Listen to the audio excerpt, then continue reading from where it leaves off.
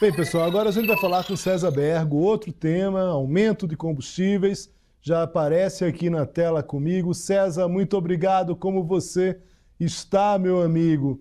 Política no Brasil é polícia, não é política não, hein, César? Mas a gente vai tratar agora desse aumento de combustíveis.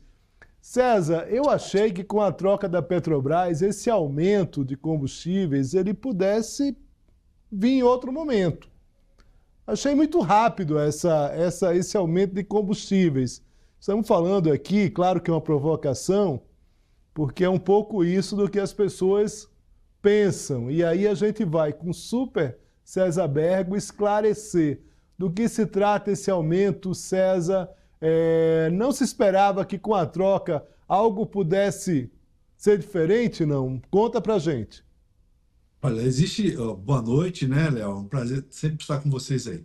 Agora, existe algumas coisas que não tem como você também ficar dourando a pílula. No caso aí, você nos últimos 45 dias, né, o dólar praticamente atingiu um patamar que vai realmente pressionar o preço do combustível, porque lá fora ele é vendido e você tem que importar. Sabemos nós que praticamente 30% do combustível aqui consumido é importado. Então, se você não paga esse preço lá fora, você vai ter desabastecimento.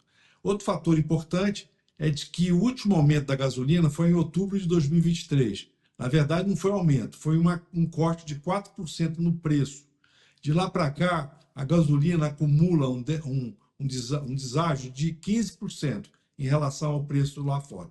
Então, mesmo com esse 7% que foi autorizado pela Petrobras, você ainda tem um preço defasado em relação ao exterior. Agora, tem o gás também que subiu hoje, e nesse momento o diesel ficou fora, porque em fevereiro ele também já foi reajustado. Não tenha dúvida que a esperança era que demorasse um pouco mais, né, para facilitar os bolsos dos consumidores, mas a pressão internacional, Léo, foi muito forte e a Petrobras não poderia deixar de fazer esse aumento. César, a gente não consegue aqui, e debate aqui é aberto, tá? Testando argumentos aqui contigo. A gente não consegue saber exatamente, a própria FGV faz alguns cálculos para saber o quanto aquelas declarações do Lula em relação ao presidente do Banco Central, Campos Neto, elas foram efetivas para o aumento do dólar e a queda do real. Mas, de alguma forma, de alguma forma não, mas em algum montante, em algum percentual, é claro que isso teve. É claro que isso existiu. Por quê? Porque existia uma desconfiança do mercado em relação à própria desculpa do presidente Lula em relação à dificuldade de um ajuste fiscal mais efetivo e por isso o avanço em cima do Campos Neto.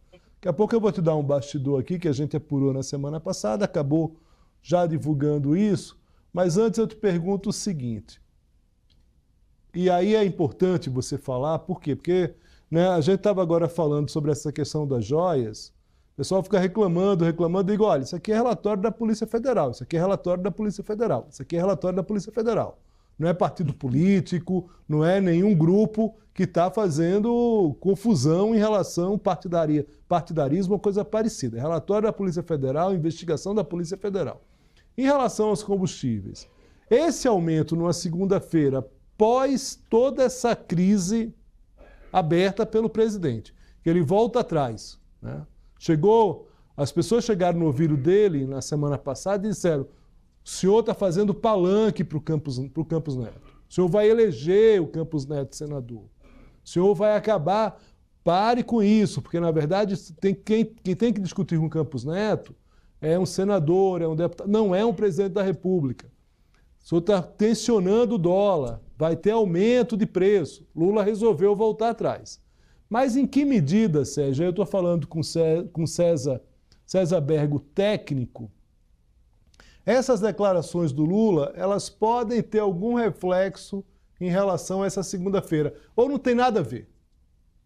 Não, lógico que tem, né? Mas, Léo, o mercado já havia precificado esses discursos do Lula, mas o fator que mais pesou, tanto para subir o dólar como para cair, foi a questão fiscal. Então, a partir do momento que houve uma declaração do próprio ministro da Fazenda de que haveria um corte, isso acalmou o mercado, porque o mercado estava achando que haveria aumento de impostos. Outro fator que contribuiu também foi a aprovação do relatório da questão da reforma tributária na Câmara. Também ajudou a acalmar um pouco o mercado. Agora, essa questão, hoje mesmo saiu o nome do Galípolo como presidente do Banco Central, já estamos falando isso aí também dá uma calmaria no mercado. Ou seja, nessa questão, como o mercado estava muito tranquilo em termos de precificação, amanhã é feriado em São Paulo, e também existe toda essa questão de um feriado mais expandido. São Paulo é a praça mais importante do ponto de vista financeiro.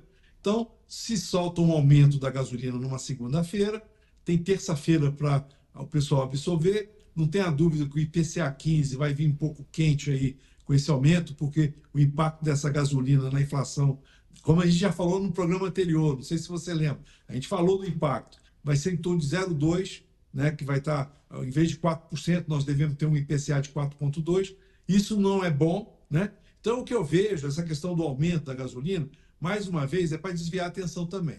Então, é mais um assunto para ser pautado, enquanto o principal, né, que é a questão fiscal, ela continua ainda uma interrogação se vai ter um corte de 26 bilhões ou mesmo ou não. Então, não tenha dúvida que o presidente Lula, ele foi pautado sim. Eu tenho certeza que ele mudou o discurso em função dessa pressão, mas também, agora nós temos aí no exterior o dólar subindo também, não é só no Brasil. E essa questão da gasolina, eu acho que foi uma questão assim pontual mesmo, né, de uma segunda-feira, meio de feriado lá em São Paulo, para que as coisas possam realmente ser deglutidas e ter uma quinta-feira ou uma quarta-feira mais tranquila. Tudo bem, César. Depois eu vou querer conversar contigo na nossa próxima entrada, ainda essa semana. Já te convido aqui de antemão para a gente falar sobre essa questão do Eduardo Paes em relação a essa Bolsa do Rio, essa tentativa de reacender essa Bolsa no Rio de Janeiro. É um assunto que me interessa como observador da cena política e econômica e também as piadas, né, que ele vem fazendo em relação à própria Bolsa dos Paulistas. Você diz, é feriado amanhã em São Paulo. Aí eu pensei nisso e quero trazer esse tema para que a gente converse depois sobre essa Bolsa no Rio de Janeiro. E pode ficar tranquilo que eu fui testemunha pessoal da história nesse negócio aí da Bolsa aí. Eu tenho muito que passar para vocês. Então vai ser ótimo. Lá atrás. Então pronto, a gente já está marcado aqui. Quinta-feira ou sexta-feira, César volta com a gente para falar sobre Bolsa do Rio. Forte abraço, irmão. Muito obrigado. Então, um abraço, Léo, e fico à disposição. Até logo. Muito obrigado.